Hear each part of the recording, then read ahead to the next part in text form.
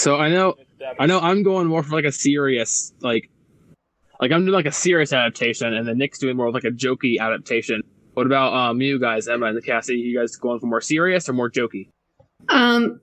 Joking. Jokey, okay. What about you, Emma? We're doing Sword of the Stone. That's right. You were doing Sword of the Stone. Was doing Black Cauldron. Kassi was doing Atlantis. Hopefully, I can explain the story along, because I don't think everyone here has seen Black Cauldron, so I can summarize it as I go. Yeah. It's about a princess. Actually, there's a princess in it, but it's not about her. What? What? No princess. Well, there's one in there, but it's not about her. She's a side character. She is. Unbelievable. There's also a bard too, an old guy. He's a bard. Ooh. Bard in my D&D campaign. Pretty much. The only D&D character I've ever made was a bard. He was a half. I've never played D&D. Oh, you know what? My only D&D character is that one I made with Nick. Oh, the Star Wars. By the drugs. That was the Star Wars one. Cocaine is used for medical purposes. Don't let me buy it. You just say cocaine. What? Yeah, Star Wars black market cocaine. We went to the black market. Oh crap! That's they have right. cocaine in the Star Wars universe. Your character bought Star Wars cocaine. No, you didn't let me buy it. Bought that. You bought like a bunch of death sticks for no reason. You had the Tusken Raider character. Yeah. Oh my god. Cocaine is more useful than death sticks in the medical profession. What are the medical applications for death sticks anyway? I would assume it would be along the same lines as like a marijuana or something like that. Call it marijuana. Yeah. I'm assuming it. Like I think it's the same exact. I don't know actually. That's a good question. What? I want to know more about my Star Wars drugs. What are the medical benefits of death sticks? Oh no! I just said, what are the medical of death sticks? Wait, what? Hold on. So a death stick was a highly addictive illicit substance readily found in the underworld of Coruscant. Delivered inside luminescent sticks, they're a favorite among desperate addicts and thrill seekers. Death sticks. Desperate addicts? That's what the Wikipedia describes it as. Wikipedia. Death sticks were created from distilled and refined word I'm not going to pronounce, made from the balo mushrooms. Ooh, they're like hallucinogens, like shrooms. So it's literally shrooms, but as like a stick, like a beef jerky with a mushroom. Oh, here's the history. Jedi Ryle Avaros sometimes used death sticks despite being a Jedi. Junkie. What a junkie. And then you have Ubermaster Obi-Wan Kenobi just being like, you should go home and rethink your life. Death stick person. He's a guy on the. Okay, he's a apprentice. The guy who used death sticks was an apprentice to Dooku. Oh, of course. The apprentice of Dooku needed hallucinogens. He had difficulty conforming to the Jedi code. Oh. We are recording and we're talking about this, or Heaven forbid. Jacob, let me live my life, Mom. Let me. Not phase, Mom. Not phase, Mom. Not phase. Let me smoke my death sticks, Dooku. Oh. What was that? I don't know what that was. You're Bakken or something. I don't know what that was. My pocket? You're clucking. You're like clucking or something.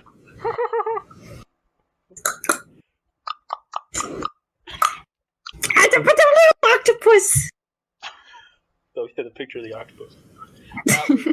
That was my inspiration alongside Emma's octopus. It was the combination of the two that created the octopus leering at a coffee mug. So cute. Perfection. He needs that caffeine. He needs that caffeine. He embodies what it means to be a college student, particularly a college writer. I'm taking that quiz that you posted, Kassi, right now. It's forever long. This is what I ended up with. Forever long. I'll take it throughout the podcast. Oh, Yeah. no. Share your results at the end. Dude, you could take a quiz on Pottermore, which is the official site, and the quiz would be like 20 times shorter. Which one do you have in the world of Harry Potter?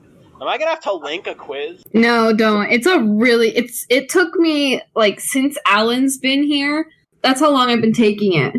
Oh my gosh. And you got a unicorn hair wand. Yep. Wow, you're going to share that on Facebook? No. I love that they have that feature. It's just like, man, I just really need my friends and family to know that I got a freaking unicorn hair wand. Oh, you're right. Okay. Here, I'm going to link a different one. Welcome back to Quiz Talk. Today we're taking a bunch of quizzes. See what we are. That's hard. Maybe that'll be our next prompt, is just take a BuzzFeed quiz and then write a story around whatever the answer was you got for it. It could be any BuzzFeed quiz. Wait, what? Just spitballing. I was saying... No, wait, repeat that. I missed it. The next prompt is like, take any BuzzFeed quiz and then write a possible story around that BuzzFeed quiz. Ooh. For you... It'd be so stupid.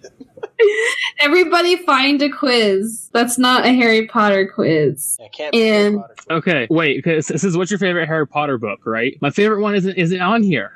Oh, they don't have all of them? Yeah, they don't. I like Order of the Phoenix. That's my favorite one. It's not on here. That's your favorite one? Yeah, that's my favorite one. Hates that one. Oh, I like to hate. I love to hate Umbridge. It's satisfying. Okay, that's fair. I don't like hating, so... Well, it's okay because it's Umbridge, so it's understandable. What a hipster. Me? No, Alan.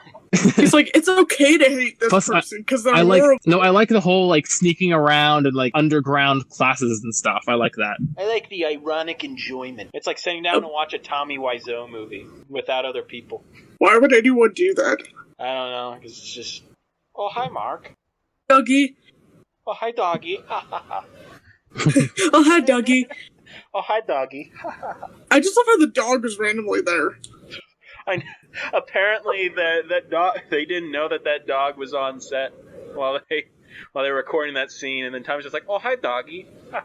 Like, okay, let's just keep that in. It's fine. Keep that in. Also, like most used apps on your phone. Yeah, like this, it doesn't make any sense. Spotify. I don't use Spotify. I have other apps to music. Gmail, Uber Eats, LinkedIn, Twitter. I mean, I have Instagram, but I only get on it for memes. I guess Gmail.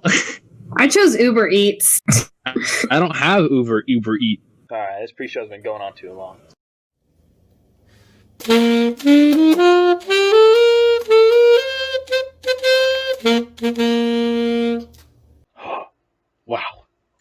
Wow. Anyways, welcome to the first episode of Under the Kitchen Tape. This is our second episode. The first one was a pilot. Yeah. Come on. First episode was a pilot. This one's the first official episode. And then next, do it all over again. This will be the second pilot, and that'll be the first episode. Absolutely. Exactly. Pilot number 2, take 1. We're just going to keep making pilots until we're like, I guess this is our first one. Yeah, so like 20 years from now. Because we can never make up our mind. Anyway, the date today is a date. With me today is Emma. Hi. Kassi. Hi. And Alan. Hello. And then myself, Nikolai Borshkakov. Anyway, we got quite the list of topics today. Are you guys excited? How you guys doing? Always. What? What? Saying how you doing today? We're doing pretty good. Yeah. That's great. That's great. As good as I can be on a Friday. Is that good? Or? Yeah, it's pretty good. Oh, it's good. It's good. Anyway, I decided to start us off this time. It's honestly something we should have also gone over last time because, we're all writers, right? I guess. Sure. Debatable, but yeah. Sure. Well, anyway, I just wanted to, put in there, just ask what you all are working on, at least in regards to writing. Anything big, small, related to college classes or whatnot. Just, what are you working on? I'm... Right now. Yeah, right now. Go ahead. Currently, I am working on my book that I'm writing under a pseudonym, so I'm not going to talk about it. Ooh. Very nice. Mysterious. What kind of genre? Or would that be revealing too much information? It's absurdist. Huh. Why are you deciding to do it under a pseudonym? I want to. Because it's fancy and mysterious. Going for the air of mystery. You could say it's absurd. Oh, that's true. He just doesn't want to get invited to a panel. Someday. It's absurdist. Or wait, why am I writing under a pseudonym? Yeah, I was just asking, why you made the decision to write it under a pseudonym. The reason is because I it fits in the story. Have you ever read A Series of Unfortunate Events? I actually haven't. Yes. Okay, it's like that, where the writer is pretending like he's a part of all of this. Okay. Cool. Gotcha. That's an interesting angle. Yeah, it is. What about you, Alan? I am currently in the beginning stages of writing and planning out a fantasy book set in the Wild West. So I'm trying to think of a good example, like a Western fantasy. Yes. Well, when you say Western fantasy, that makes you think of like what? So instead of guns, you use magic. Both. Yes. Double the Magic pleasure, guns. double the fun. Oh my. Exactly. Alan, so you know how you're reading Mistborn right now? I am. You are really going to like the sequel series because that's continuing off the world of Mistborn, but it's set in like a Western time period. Cool. So it's still all like I think in my like world, I'm gonna have my main character like imbue his gun or whatever with magic, which gives it like certain properties. Ooh. Right now it's just a short story, but if I like it and if it's well received, I might turn it into an actual novel. But we'll see where it takes. Yeah, that'd be cool. Oh, did that even come through? What about you, Emma? I'm working on a lot of things, actually. There's a bunch of stuff, like, I'm applying for graduate school this semester, so I have to write a lot of stuff for that. But non-academically, I'm working on edits for one fantasy book that I've written, and I've been working on the second book in the series. And then I'm actually also eventually going to start working on another novel I've been writing that's also fantasy that I wrote as part of National Novel Writing Month. So, like, National Novel Writing Month's still a couple months away. A little over a month, I guess, but It's November. you could still announce your project right now if you have an account on the website. So, I'm probably going to end up doing that soon. Oh, that sounds really cool. Yeah. National Writing Month. What about you, Nick? What are you working on? Boy. I'm actually going back and I'm writing a book for a series that I've been world building for the past 4 years. I finally finished chapter 1. It's like 17 pages. No, it's like 10 pages long. The prologue is like 7. Oh my goodness. It's a long prologue. So you've been world building for 4 years, and now you've written chapter 1. Is that it? So it's a long story. That could be an entire segment in itself. But it's like I world build for 3 to 4 years. I have a world building document that's literally like 70, 80 pages long of just like fleshing out my world, and I have a lot more that's in my head that I have not written down. And then it was for a book series I've wanted to write. Like I've been on and off writing it. I would like write a few chapters and then I would completely delete it, and then I would try rewriting it again and delete it. And I'm at a point now where I think the main story that I initially wanted to go with was too ambitious. So I'm sticking with a smaller story set in that universe to help flesh it out, at least for me, in regards to writing it. That's smart. If that makes any sense.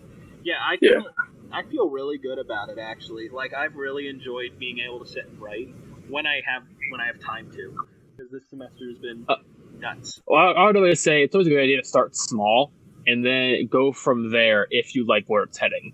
Because you don't want to start out with this big, huge project. It's gonna get overwhelming. Oh no, yeah. So you start small.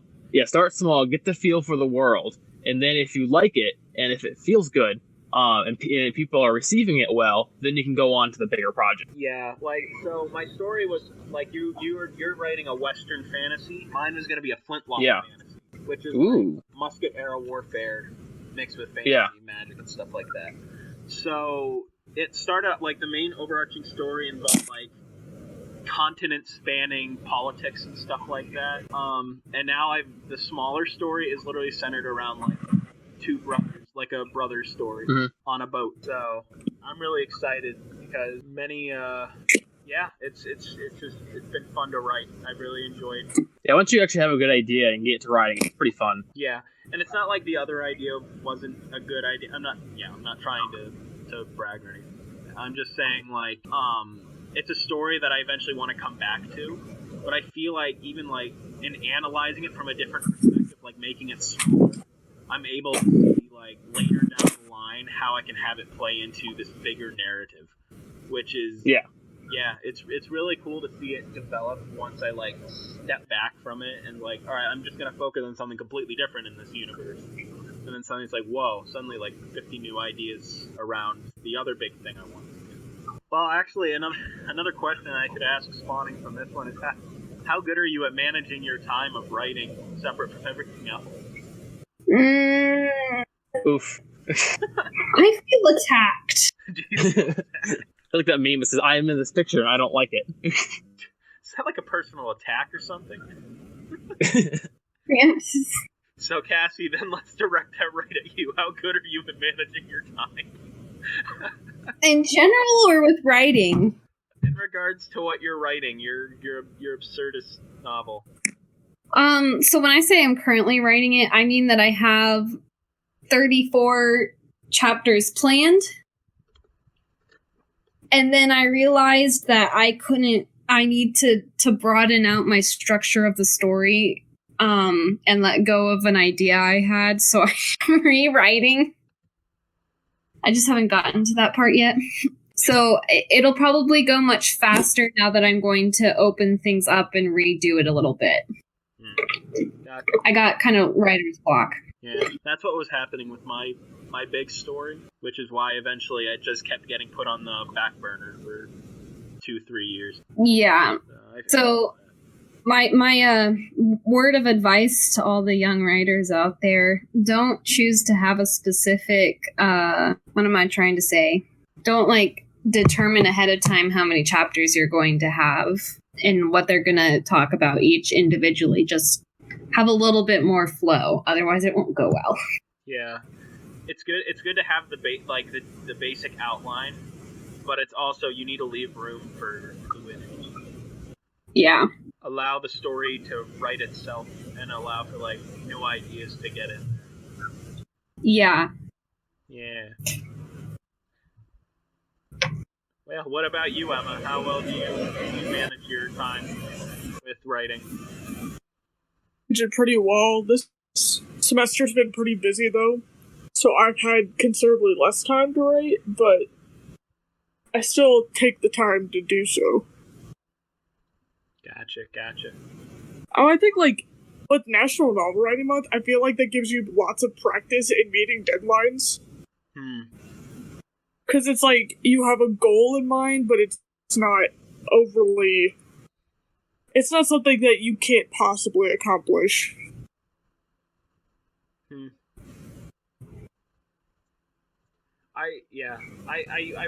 There was a time when I participated in a library write a story based on this prompt thing. I don't think I've ever done the Writer's Month thing. I've never done either of those, so... Neither have I. That's really cool, though, that you do that. And, Yeah. Yeah. Gives you good motivation. Really good motivation. That's what I seem to lack when I'm writing, is the motivation. Sit down and once I have a good idea and I can sit down and get it done, it's good. But it's just getting the motivation. The motivation to not listen to that chemistry class. So instead I work on my book. Exactly. Motivation to ignore my lectures. For shame, Nick. You're supposed to be the... I didn't say I did it. So I won't deny if... Just a theoretical idea. Anyway, what about you, Alan? A big thing is motivation for me, like I said before. But I'm a horrible, awful procrastinator, which I'm slowly but surely working on, but I'm not quite to the point to where I'm done procrastinating yet. I tend to mash everything together in a very short amount of time and then crash. Yeah, I have a homework assignment that's due tonight that I procrastinated on so long that I will have to do it after work tonight. Yeah. Which my work ends at 10. I'd be lying if I said I've never done that. I have a chemistry due tonight, which I'm going to have to work on after this. Because I've just been working on drawing that stupid picture all day. You didn't have to do that, Nick. What? Nobody asked you to do that, Nick. I know! I get lost in my own work. I'm just I'm so excited. I'm drawing. been coloring in that Well- picture yesterday. I had a paper due today, but I'm like at 10 o'clock at night yesterday. I'm like, oh crap! I had a paper. I've been coloring in this drawing for the past like 5 hours. Lab first, logo later. No, this is my. Is that our new? Is that our new motto for this group? That is our new motto. What's our new motto? Lab first, logo later. Yeah, there we go. You almost got it, Kassi. I was close. super close. Lab first, logo later. Yep. Listen here. He feels called out. Oh, now you feel attacked. Mm-hmm. Mm-hmm. A little bit. Yeah, Nick. Anyway, next topic. Oh yeah, our homework assignments that we gave. Wait, Yeah, not we yet. didn't technically do. We're gonna do something. We got to lead into it. Yeah, the lead in. So we kind of touched on it last week when we talked about the Mulan remake. But what exactly is it that makes Disney remakes so bad from a literary perspective? Just taking in the ones that they've done so far. From what was their first one? Was it Pete's Dragon? Was the first one? No, the first one was Cinderella. When did Cinderella They- come out? No, they made a live action remake of 101 Dalmatians back in the 90s. So Oh, that's I mean, I'm not really counting that one. That one's not part of like the current trend. That's not that is true. That is I thought he was talking Yeah. about the current trends. In which case, it would be Cinderella. I think my issue with it from a literary perspective is they try to give it depth, but in the wrong areas. Like, Oh yeah, I was gonna say that. like, how they- so? What's an example? Like in 2015. Beauty and the came out. Beast. I'm thinking of Beauty and the Beast when I say this. They give like what's his name? Gaston a little more backstory, and then like he's the villain, and you don't necessarily need to add more depth to him. And it didn't really work to give him depth anyway. I don't They gave him PTSD wait. from the whatever war he was in. He was in a PTSD. I'm gonna guess the French and Indian War. what? What? Yeah, but he has like remember in the movie when like This LeFou movie has takes to like place in, calm like, him the down because he 1500s. gets so mad.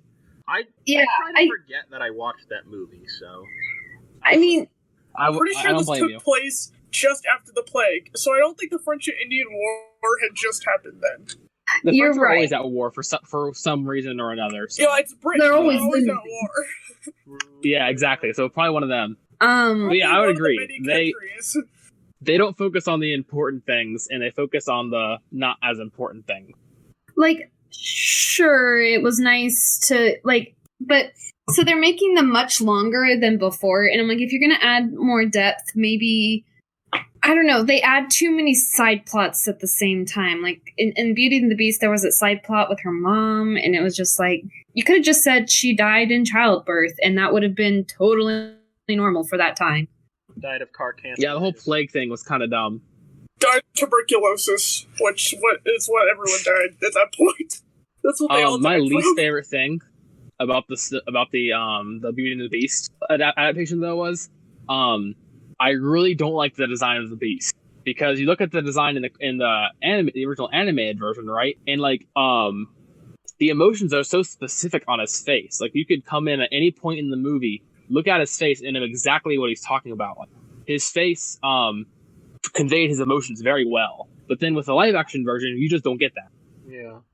Like you could have it. You can convey you an have entire- that liberty to do that with animation. Like Then you get that's something you could pull off.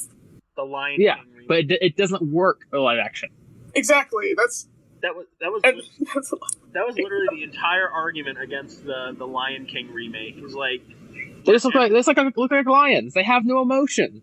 yeah, which is so funny when you look at the CGI for the Lion King remake, but then you go back to like when Disney made the Lion, the Witch, and the Wardrobe. yeah. That was, Aslan, he was amazing. Oh my god. he had emotion. Yeah. That's Why didn't they because just do that? Well, because the way that they did it with the Lion, the Witch, and the Wardrobe, I don't know how they animated these ones, but they, if you've ever watched the bloopers, they carry around this little like crappy looking lion thing that looks utterly ridiculous. The with the green screen on it? No, it's just a little like line, and they build from that in there, so it's a little more. It looks more realistic because they have something planted in the actual scenery that is like something that's physical in the scenery that they're going to put the CGI in. It's like it And that belongs helps. there almost. What? It's like it looks like it belongs there because it's an actual organic thing. Yeah, so they like take a fake line. It doesn't look very good, but by putting that in there, you can build off of that, and it looks more natural in the scenery. And I don't know what they used for the remake. What animation? In the remake, it was all the entire thing was in a computer. They had one actual real shot. Everything else was in a computer. It was animated. That's why I think it didn't do as well. Like why it looks so weird and lifeless. So I think the very opening shot it was real, and then everything else was inside of a computer. So what were your guys' thoughts on the Jungle Book one though? Because that one, you could like everyone else could say like, you know, this remake sucks, but there's more of a divide on the Jungle Book. I think the Jungle Book was fine. What, Alan? I saw it. I think it was fine. It was fine. A little boring at times, but I like the themes of like how maybe Mowgli is dangerous because he kind of set the entire forest on fire.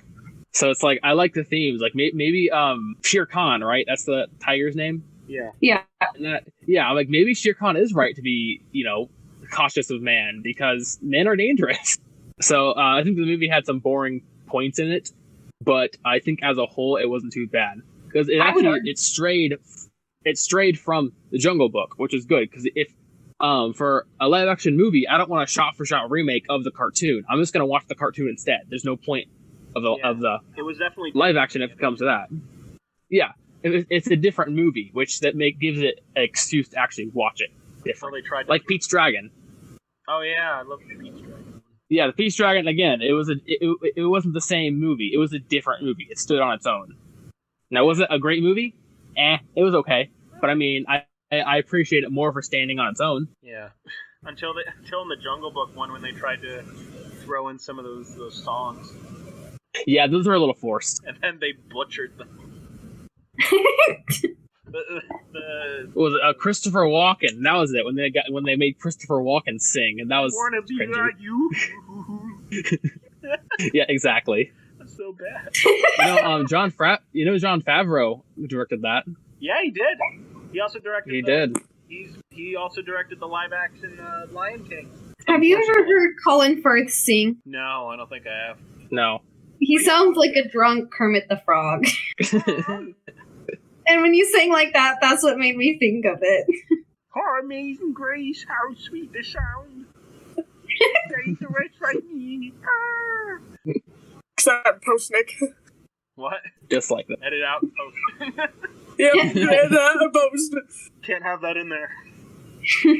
That's what's called for demonetizing. Why would we get demonetized over that? Yes. Amazing Grace is in the public domain. Wow. We can sing it. UMV can't get us this time. I'm pretty sure it's in the public domain. Well, Kermit isn't though. The song's been around for hundreds of years. So you're right. You can do. No, Amazing Grace was written in the 20s. No, it wasn't written in the 20s. It was written in like the 1600s.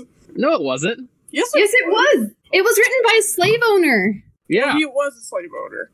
Yeah, sorry. He was also a sailor. Oh, we're mentioning slavery again. Is that going to get us demonetized? No. Cut this out, Nick. Yeah, Nick. So, Amazing Grace was written to illustrate a sermon on New Year's Day of 1773. Okay, so I was off by a little bit, but it wasn't the 20s. The 1920s? I was told wrong. Who told you that? I don't know. I heard that somewhere. That was a lot sooner than I thought. All right. He was born in 17. Your music major friend? Okay, he was born in 1725, so maybe that's what I was thinking when he was born. Gotcha. Well, since we're cutting all this out anyways, speaking of Disney remakes being bad, we had a writing prompt that we needed to do. That some of us That we did. Some of us. That some of us did. I'll go first. But you said you didn't do it. No. I have one thing that I did do. I looked up one actor because I want to keep it mostly the same because I think it's a really good story, and I want to cast Maggie Smith as Packard. Maggie Smith is McGonagall, right? Yeah, I will. Hold I think on. that'd work. Well, I'd while be you for look that. it up, I'm gonna explain what the prompt was that we went over so that people have some context. Nobody has any context. Oh yeah, They sorry, I should listen to the jumped first into it. episode. I tried I'm a stopping little- you.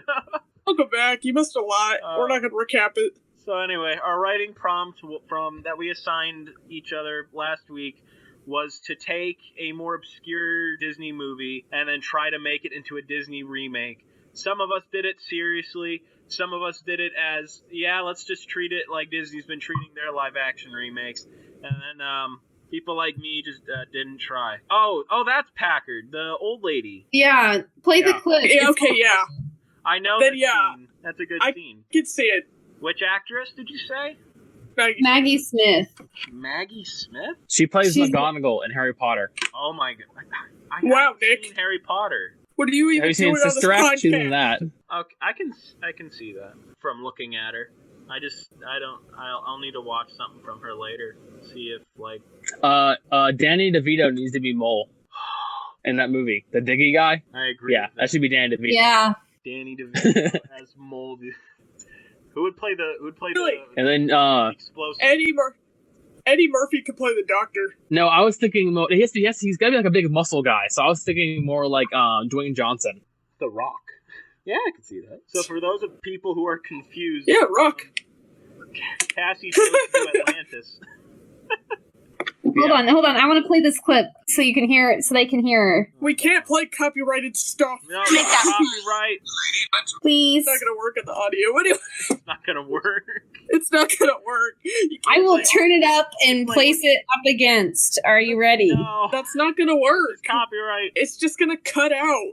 Alan, quick. Alan, quick, change the subject. The copyright's only for music. We're allowed to talk about movies and have movie clips. That's part of fair use.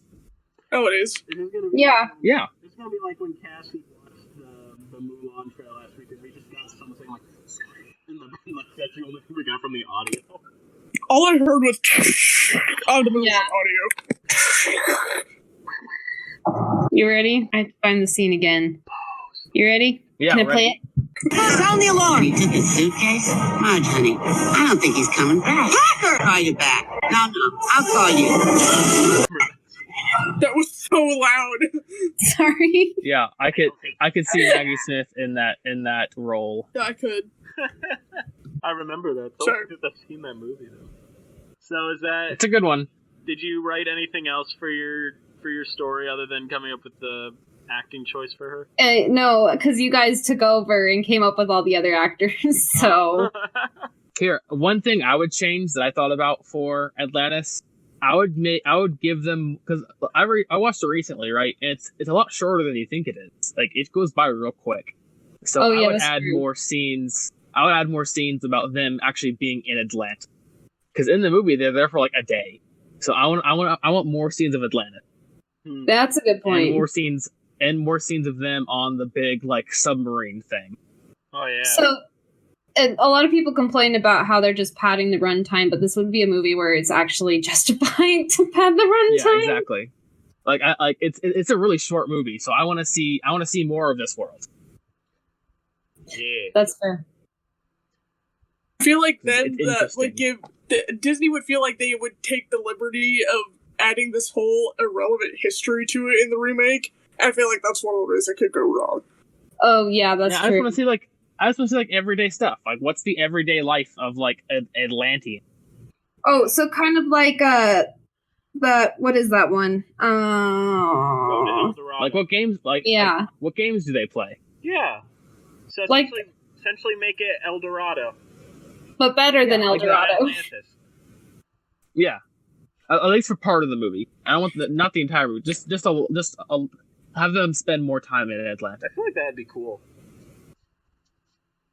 That's one of the things I did like about El Dorado is that like you focus on the main plot, yeah, but you do get to see them like interact with the culture. Yeah. Like you see them as like people and stuff like that. playing the games and stuff like that. Yeah, I like that. It's really cool. I agree with that. Man, now I want to watch Atlantis, but I can't. Do it while you're doing your homework tonight after your work. Yeah. That'd be like 2 in the morning by the time she got to watch it. Yeah. Well, Hey, we've got school tomorrow. Friday. Yeah, it is Friday. That is true. I'm trying not to mess up my sleep schedule, though. It's already, like, out of whack. Gotcha. Who wants to go next? I'll go next. All right, Alan. So you wrote the serious one. I did. All right. Well, lead us through it. Okay, so I did The Black Cauldron. It was made in the 70s, I believe. 80s. Didn't do very well. One of Disney's financial flops. Because the movie itself, it has some good ideas in it, but a lot of them kind of fall flat and don't go anywhere. And it's kind of, bog standard, I guess, the movie is. That's probably why it didn't do so well. So I wanted to fix some of those things. First, the movie opens up with this long exposition dump about how the cauldron was made, right? By like some evil king, and the gods got mad at him for being evil and made him into a cauldron for whatever reason. That's dumb. I don't like that. That's too much at once. Audience doesn't need to know that. So get rid of that entire beginning exposition dump. This isn't Lord of the Rings. We don't need that. So it's, and I want the audience to learn more about the cauldron as the main character Taryn does. Little bits and pieces as the story goes. Because when Taryn is learning about the cauldron, like throughout the movie, like the audience has already heard all this, so it's pointless. So the entire beginning part's pointless. And like for instance, when in the beginning of the movie, they have like this pig that can like see the future, right? Yeah. So the pig is seeing the future, and it sees the black cauldron because the bad guy, the Horned King, is going after it. And that's what kind of spurs on the adventure. So, when you see the black cauldron, when the pig sees it, that should be the first time for the audience, because it's the first time for Taryn, the main character, seeing it. And then that's where his master, the pig keeper, can be like, oh, that's the black cauldron. According to legend, it can do this, this, and that. Because the Horned King, the bad guy, wants the black cauldron because he can make like this big like skeleton army with it and conquer the world. So the pig keeper can just be like, yeah, that's the black cauldron. Legend has it that it has evil necromancy powers that it grants to the user. That's all you need. And then part of the movie that I liked was Taryn is very overconfident in his fighting skills. Like he has all these delusions of grandeur that he's gonna be this big ol'. He wants to go off to the war so he can be like a world famous knight. Everyone loves him. But then later in the movie though, when he meets the Horned King for the first time, his dreams kind of get shattered. I like that. That's interesting. So, but this time, when he goes to meet the Horned King, he gets like, I want him to get like absolutely wrecked, like beat up. I want him to be like bloody, because it's live action. We can have a not like dead, but like a nosebleed or something like that. Absolutely. Because the way you said it I want earlier, you were like, okay. I want to see him absolutely destroyed. I want to see him cry. Like his dreams of being this big like knight, I want it to be shattered. That way, because it'll make more sense later on why I want that. I want and pulp on the ground. Exactly. And the thing I do like about the movie though, that I think is perfect, is the Horned King. Like just his visual is perfect. Like he has like a skull face and like these big horns going out. He's all hooded. Yeah. His eyes are like glowing red. That's perfect. It's perfectly dark, and I want the live action remake to like embrace those dark themes, because and then we're gonna be pushing the envelope with that rating. Well, it can be like PG-13. I'm okay with that. I feel like people will make a fuss about it. Nah, PG-13. Well, come on. It can be about as dark. If it was rated R, they'd make a fuss. PG-13, yeah, I don't think they would. it can be like Pirates of the Caribbean sort of intensity. Yeah. Oh, there you go. And yeah. And then also the thing about the Horned King is that he like abuses his like servants when they disappoint him. I want more of that, because I want, like, let's say a mercenary that he hires comes in and disappoints him. I want him to like kill the mercenary, like Darth Vader does, right? Because what does the Horned King care about live mercenaries? He's building an undead army. So why does he care if his servants are living or dead? They're gonna serve him either way. And next, you also introduce like the servant goblin, for instance, right? There's like this goblin creature that serves the Horned King. I want him to be have like a couple missing fingers, and that way like every time he like this disappoints the Horned King, he like misses a finger or something. And like in the movie, he's always like squinting one of his eyes, right? The eye is there because you later see it in the movie, but he's always squinting it for whatever reason.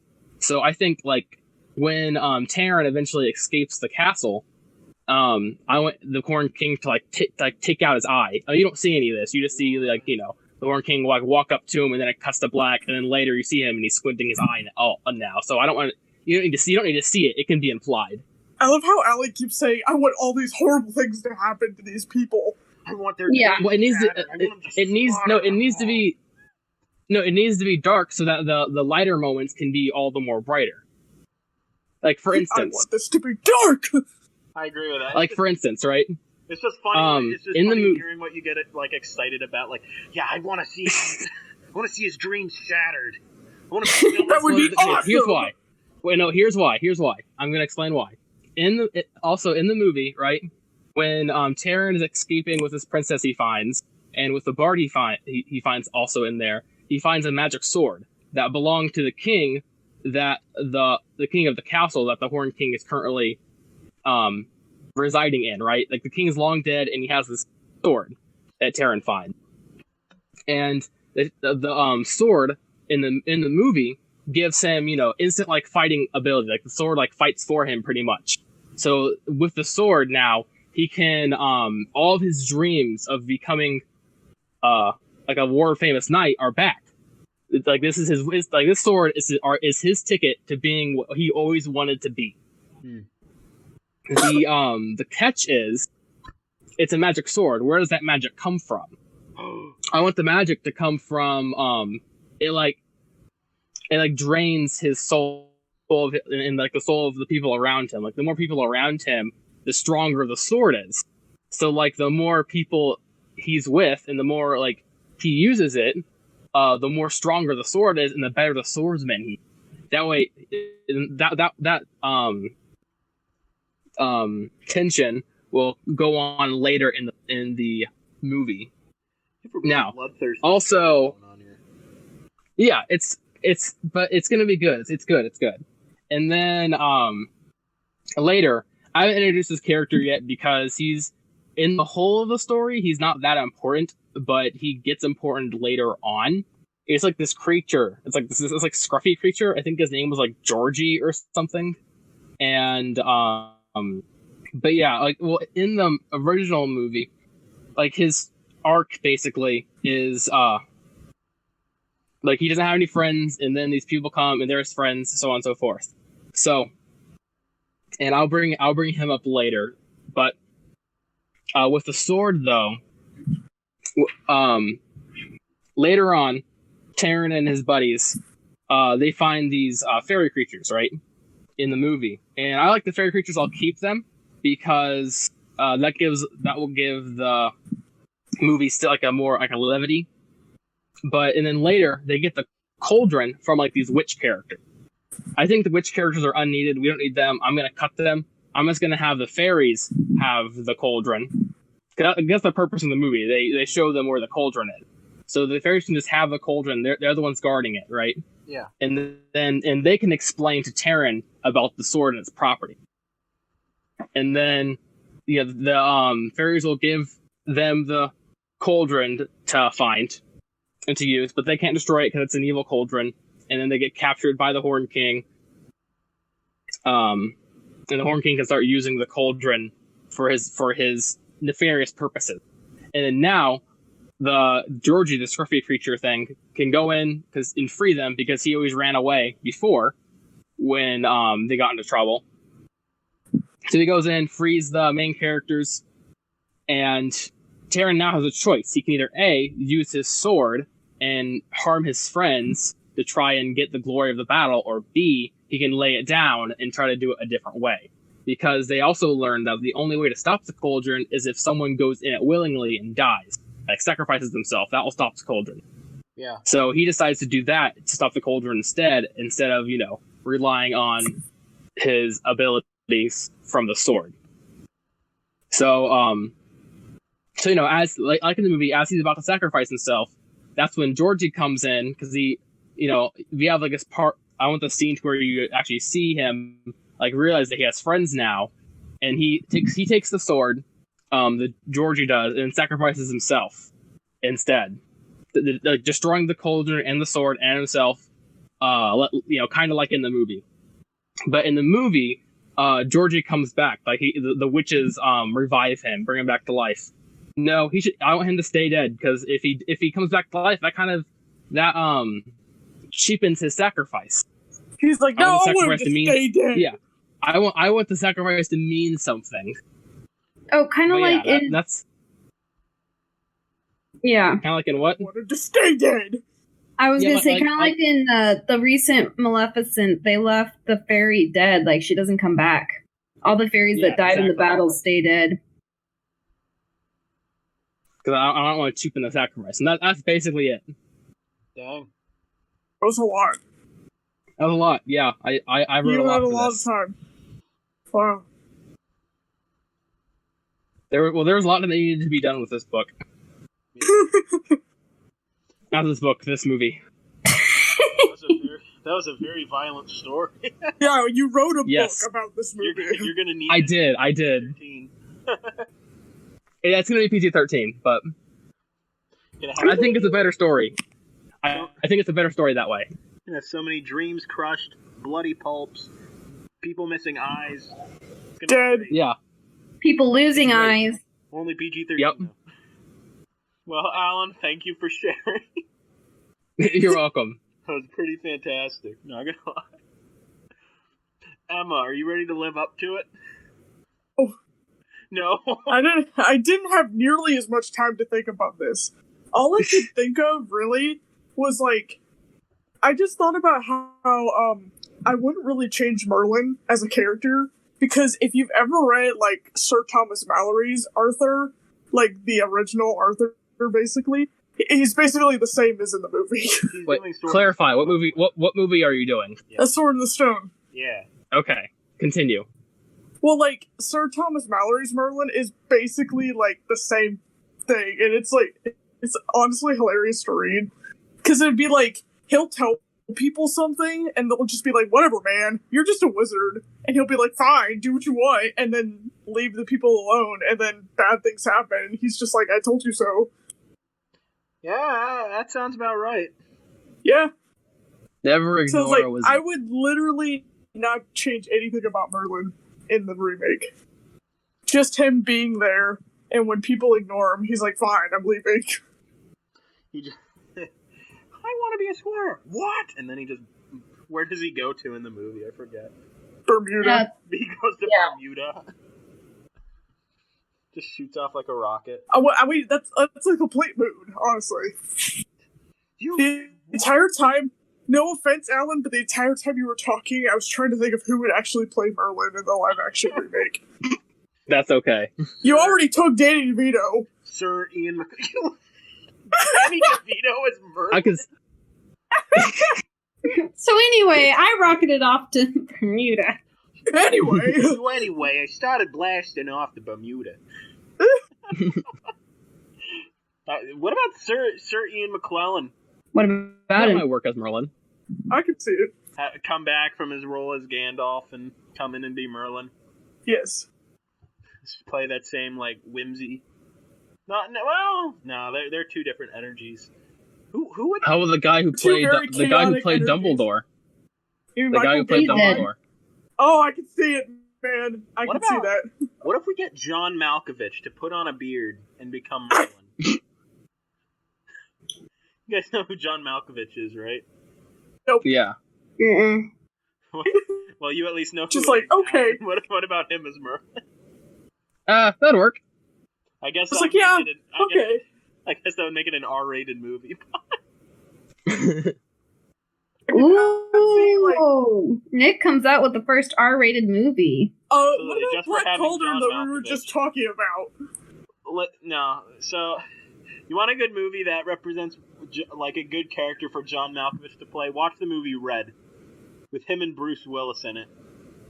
Oh no, I don't want to watch that ever again.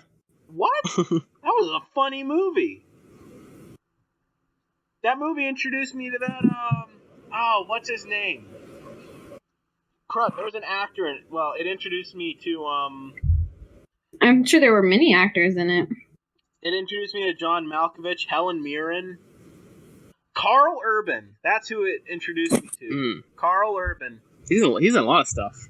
It sounds like you're dating these actors or something. I just had to look. Maybe it up. he is. I keep forgetting Carl Urban's name. I just know his face because he has a very distinct face. I think he played Bones in the new Star Trek. He did. He did. He was also in Thor Ragnarok. He was, yeah. He was he the Executioner? He was. Ah, my guy, Carl Urban. I like him. I think he's doing something right. He's like in the show The Boys or something. Would you change anything for the movie, Emma? To that rabbit trail, I'm not really sure what I was even talking about. You're talking about not changing Merlin because he's perfect. Yeah, he is perfect, and I could see him more as Michael Gambon now that I've pictured that in my head. So what about nice watermelon, Alan? What? You just put a watermelon in the chat. I was like, wow, that was interesting. Thanks for that stellar contribution. You're welcome. No, so Perfect. Emma, so what about the main character? From what I remember, Arthur doesn't. I feel like he doesn't really have like that much of a personality. He's just kind of along for the ride. He is for the ride, and I'm okay with that because he's like 12. Yeah. Yeah, he doesn't really understand what's going on. And that's the purpose of I don't know. Merlin. Especially like in the movie, Merlin's pretty much there to get Arthur going. Yeah, I guess. Well, you still have the squirrel love plot, though. Oh Lord. That was weird. No. That always made me uncomfortable as a kid. I used to get sad by that scene. I was sad when there was the squirrel, and she was so sad because he left. Like, oh. No. That scene always made me so uncomfortable. It made me sad because she's. It made me both. Oh, she left. Now she's crying, and then it just ends, and you don't know what happened. You don't know what happened to him. It's like what? Okay. Also, I keep thinking of Archimedes the owl as like a CGI owl, and it creeps me out every time I think about it. Danny DeVito plays Archimedes the owl. No, you need to get a British actor. They're all British. Tom Holland. Oh my god. Benedict No. Cumberbatch. Tom No, Holland. Tom no, Holland needs to no. play the main character. Who's just Tom Holland would be Arthur. It should be Tom Holland would be 12-year-old Archimedes Arthur, should be let's Michael honest. Caine. Archimedes should be Ooh. Michael Caine. He was Arthur, not Arthur. He was Arthur, but Alfred, Batman's butler in the new movies. Yeah. In the Batman Begins trilogy. Yeah, that's Michael I like Caine. that Alfred. He's in lots of stuff, but that's one. But yeah, I think he would be a good Archimedes. Final question for Emma before we unfortunately do mine. Emma, so you know the famous wizard battle. Toward the end with Mad Madam Mim. Yeah. You talk about that? Yes. Who would you get to play Mad Madam Mim? I haven't had time to think about this. I don't know. Who would be a good like Meryl Streep. Meryl Streep? Meryl Streep. Well, she did play a witch in Into the Woods, so like Yeah, I watched exactly. No, it has the same. It doesn't have the same energy, but no, Bette Midler should reprise her role like she was in Hocus Pocus. Yeah, she was in that movie. Oh dang, really? Yeah, you should have Bette Midler do that. I could see it. Who did we say was gonna be Merlin? The guy who played Dumbledore. Michael Gambon. Have him up against Iconic. That alone would make it the greatest Disney remake of all time. I would watch it. Speaking of greatest Disney remake of all time, Nick, what's yours? Yeah, Nick. What? What's yours? Speaking of which, I don't want to talk about mine. what did you do? So I decided to do Treasure Planet, and Why would you want to change anything about that movie? Exactly. So here was my approach to it. I love the movie as it is. I don't think it should be changed. I love the interaction between Jim and Silver. I love most of the things about the movie. I think I just didn't like Ben, the robot. He was annoying. Though as a kid, I really liked Ben. So I guess that he was like the Jar Jar. As a kid, I liked him, but then I watched it again recently. I'm like, I don't like this character. So what's the plan? Luckily, he's only in the movie for like 10 minutes. Yeah, thank God, near the end. But I love the characters. I just loved everything about the movie. So I approached it as, all right, let's see. They hire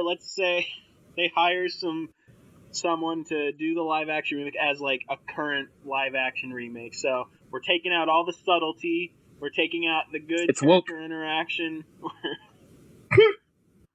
So I actually wrote this down. I only started working on it like earlier today because I completely forgot that I needed to write this down.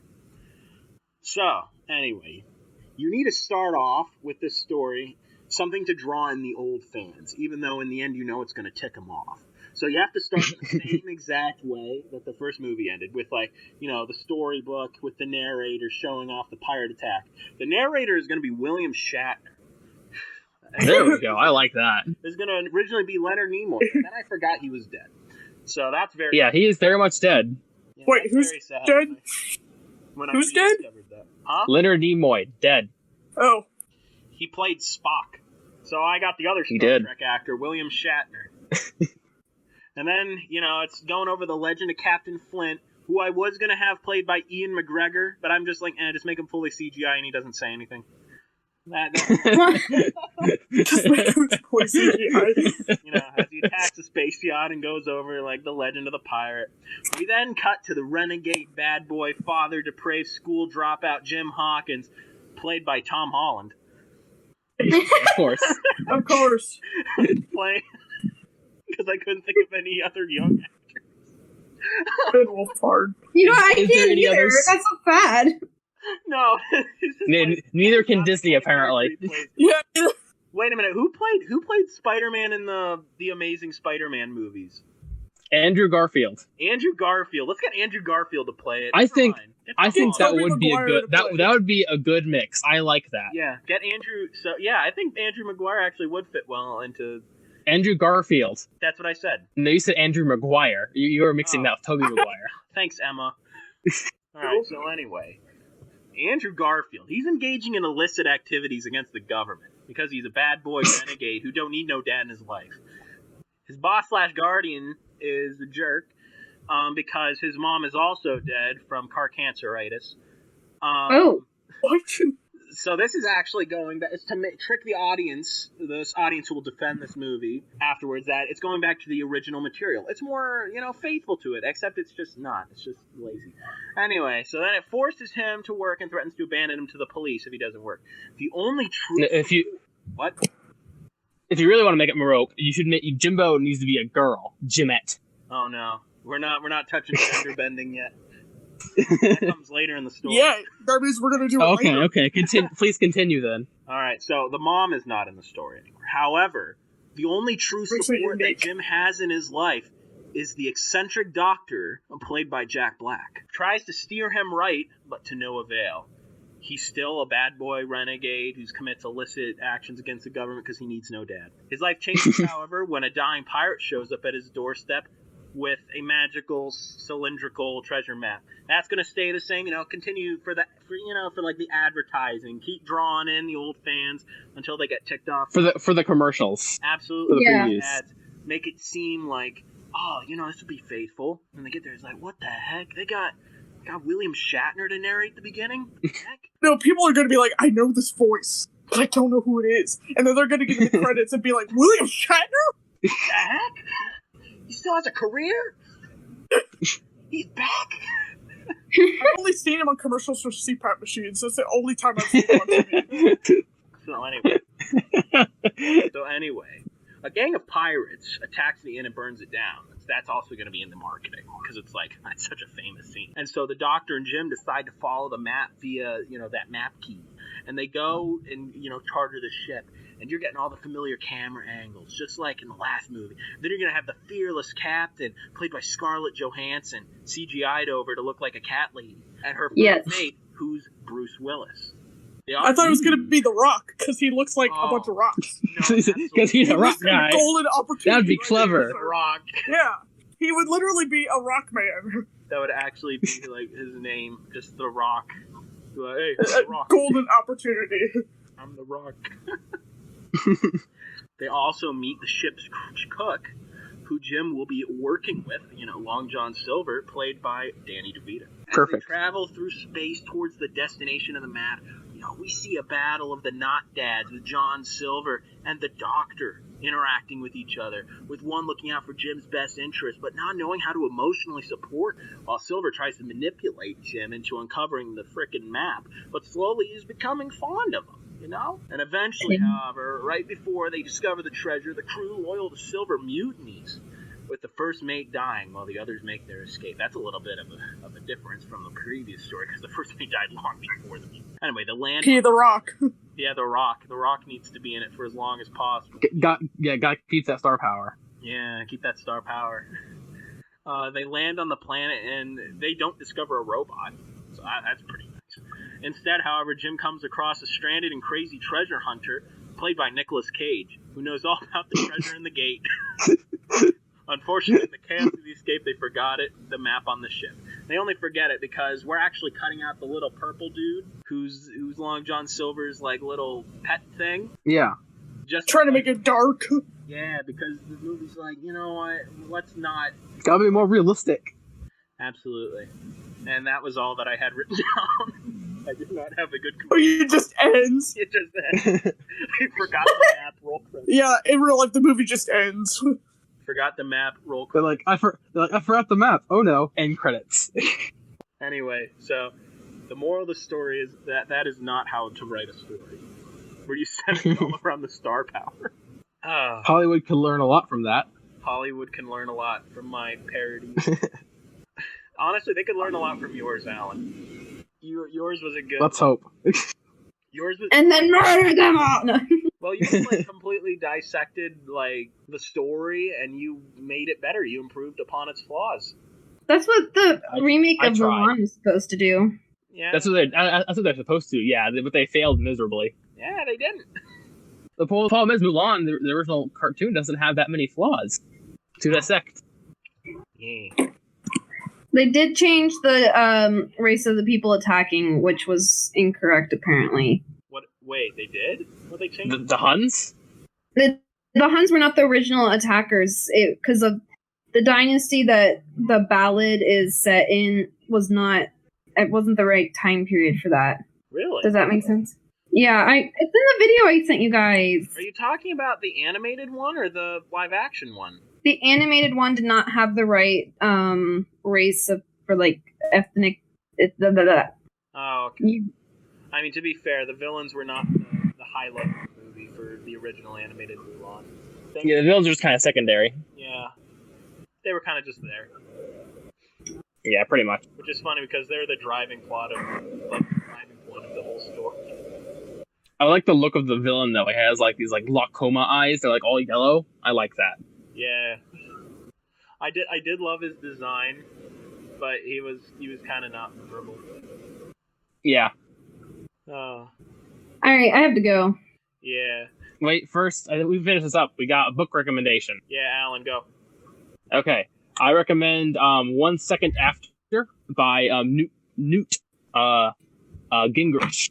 It's about what if a EMP went off in America and we lost all electricity entirely. And it's about a father and his kids and his family in South Carolina, I believe, and how they try to survive that. It's the first book in a trilogy. Ooh. Interesting. It's pretty good. I would highly recommend it. Yes. Anyway, you need to go, Kassi. And Yep. Well, Thanks for joining us, guys. Yes, this it was is good. Kassi logging off. this was good. We went for a lot longer on those prompts, which I Well, we had more to talk about. huh? We had more to talk about. The Mulan prompt wasn't very good, apparently. No, okay, Nick, officially close us out so that we have like a good stopping See you point. next time when we talk about opening doors and why it's bad for stories. All right, bye. Bye. Everyone say goodbye. Yep, bye. Bye. Bye. Bye. Bye. Bye. Bye.